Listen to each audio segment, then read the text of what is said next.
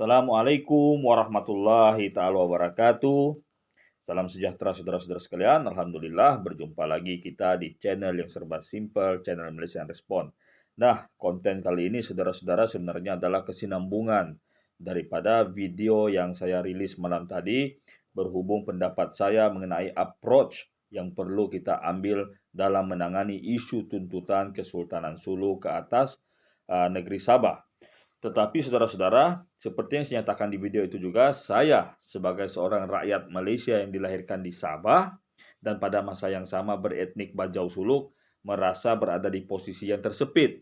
Jadi, di atas dasar berkenaan, saya pun sepanjang hari ini pergilah membaca beberapa buku, beberapa jurnal, serta melawat laman-laman web tertentu untuk mengkaji dan membuat beberapa teori yang saya rasa ada sangkut pautnya dengan hal yang saya anggap tidak beres ini. Jadi saya datang kepada 3 kesimpulan. Kesimpulan yang pertama ini akan dijelaskan oleh kesimpulan yang kedua dan ketiga. Oke, apakah kesimpulan yang pertama saudara-saudara? Saya yakin Kesultanan Sulu dari segi niat dan kemampuan sebenarnya tidak mungkin boleh mendatangkan tuntutan yang sebegini berkesan. Ya, niat saya terasa orang ada niat karena atas dasar persaudaraan dan persamaan etnik. Itu satu. Yang kedua, keupayaan mereka untuk membawa kes ini ke peringkat antarabangsa di Mahkamah Spanyol dan Mahkamah Le Cohen di Perancis lalu menang, saya tidak rasa mereka mempunyai capability untuk melakukan hal berkenaan. Melainkan ada pihak ketiga yang berada di belakang mereka yang boleh menguatkan tuntutan mereka, tapi pada masa yang sama pihak ketiga berkenaan enggan untuk menunjukkan diri mereka yang sebenar. Nah, jadi kalau kita kaji, kalau sebenarnya Kesultanan Sulu ini pada pendapat saya diperalat, maka kita cek pihak manakah yang memperalatkan. Jadi saya rasa ada dua pihak yang boleh kita jadikan orang cakap ini bahan untuk dikaji dalam isu ini. Yang pertama sekali, seperti yang kita nampak daripada kenyataan Twitter, ya, setiausaha luar kerajaan negara Filipina, yaitu Teodoro Locsin Jr. yang tiba-tiba membuat siapan di Twitter menyatakan bahwa Sabah ini tidak ada kena-mena dengan Malaysia, sebaliknya rujuk kepada Filipina. Nah, kenyataan berkenaan sangatlah tidak masuk akal dan sangat tiba-tiba, saudara-saudara. Tetapi apabila kita perhatikan detik dan ketikanya, maka jelaslah bahwa ini ada kena-mengena dengan muslihat dan percaturan politik. Karena apa?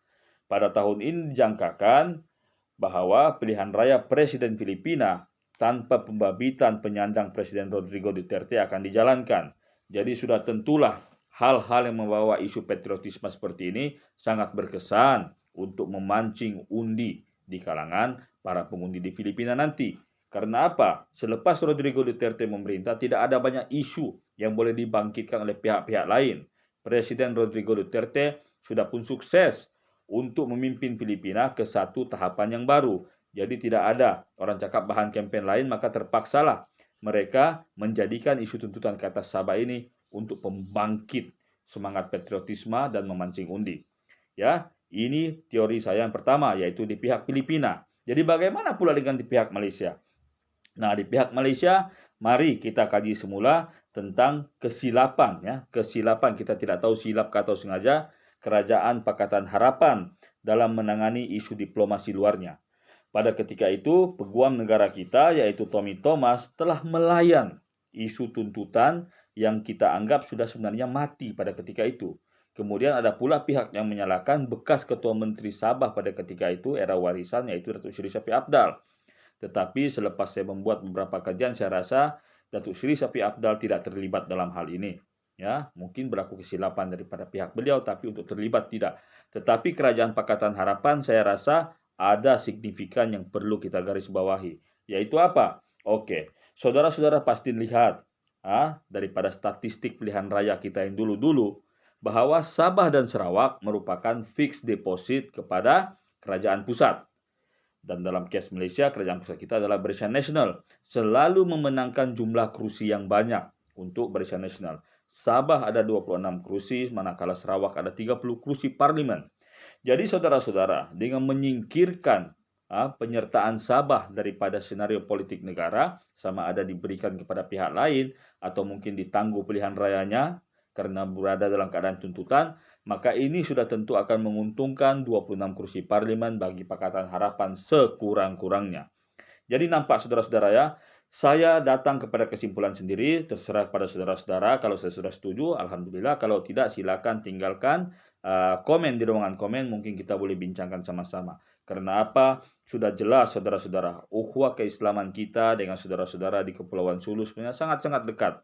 Jadi tidak mungkinlah dengan struktur Kesultanan Sulu sendiri yang agak orang cakap tidak berapa jelas itu, mereka boleh melancarkan tuntutan berkenaan.